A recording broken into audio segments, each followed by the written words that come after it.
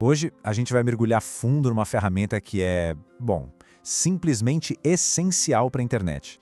Com a ajuda destes slides, vamos explorar o truque genial por trás do Traceroute e como ele consegue iluminar os caminhos mais escondidos da rede. Sabe como é, né? De repente, a conexão de rede falha e... Puf! Parece que os dados simplesmente sumiram no ar. Mas para onde eles foram, afinal? Para a gente entender a solução desse mistério, a gente precisa voltar um pouquinho no tempo, lá para o começo da internet. Naquela época, a engenharia de redes lidava com o que eles chamavam de o problema do buraco negro. Imagina só, naquela época não tinha como saber onde ou por que uma conexão quebrava no meio do caminho. Os pacotes simplesmente sumiam, sem deixar nenhum rastro. Era frustrante. Mas aí, lá em 1987, um desenvolvedor, já cansado dessa situação, teve uma ideia incrivelmente inteligente. Esse é o Van Jacobson, o nosso detetive da história. E o mais legal é que ele não inventou um protocolo novo, nada disso. Ele foi muito mais esperto. Explorou uma coisa que já existia de um jeito brilhante para resolver esse problema de uma vez por todas. O objetivo dele era bem direto, como a gente vê aqui. Ele queria iluminar o caminho escuro dos pacotes. E essa ideia, esse hack, digamos assim, se tornou a base de todo o diagnóstico de redes que a gente conhece hoje. A arma secreta não foi um protocolo novo, mas um uso muito criativo de um recurso chamado Time to Live, ou TTL. Olha, o TTL foi criado para evitar que pacotes fiquem perdidos para sempre na rede, rodando em círculos. Mas o Jacobson viu ali uma oportunidade de usar isso como uma ferramenta de investigação.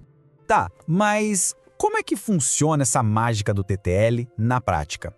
Vamos dar uma olhada no passo a passo desse método super engenhoso.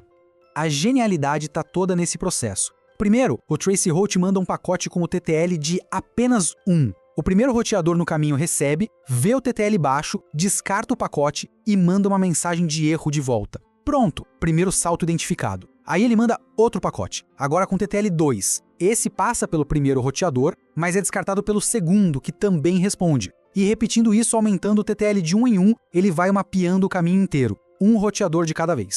Certo, isso mapeia a jornada, mas falta uma peça. Como é que a ferramenta sabe que finalmente chegou ao destino? Aqui vem o truque final. O Traceroute manda o seu último pacote para uma porta de destino bem improvável, uma que provavelmente não está em uso.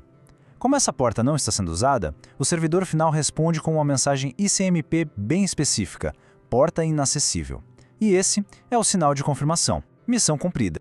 Mas olha, rodar o comando é só metade do trabalho. A outra metade, que talvez seja a mais importante, é saber interpretar os resultados. E é aqui que muitos mitos aparecem. Muita gente cai nessa, vê um pico de latência no meio do caminho e já pensa, achei, o problema é esse roteador lento. Só que não é bem assim. Geralmente os grandes roteadores no meio da internet estão tão ocupados encaminhando tráfego de verdade que eles simplesmente colocam a resposta a pacotes ICMP como baixa prioridade. Aquele pico de latência, na maioria das vezes, não afeta em nada a sua velocidade real.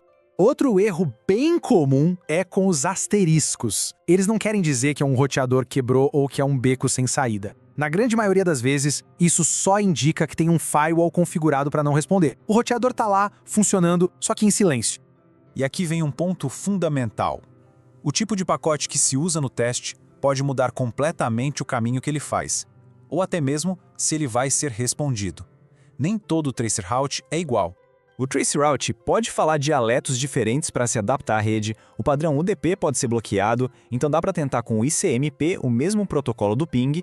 Se mesmo assim for bloqueado, dá para disfarçar o tráfego como se fosse tráfego de site seguro usando TCP na porta 443. É uma forma bem poderosa de contornar firewalls mais restritivos. Bom, agora que a gente já conhece bem o detetive clássico, vamos conhecer o parceiro dele, que é mais moderno e cheio de tecnologia. Se o Traceroute nos dá uma foto da cena do crime, o MTR nos dá uma transmissão ao vivo da câmera de segurança. Um MTR basicamente combina as funções do ping e do Traceroute.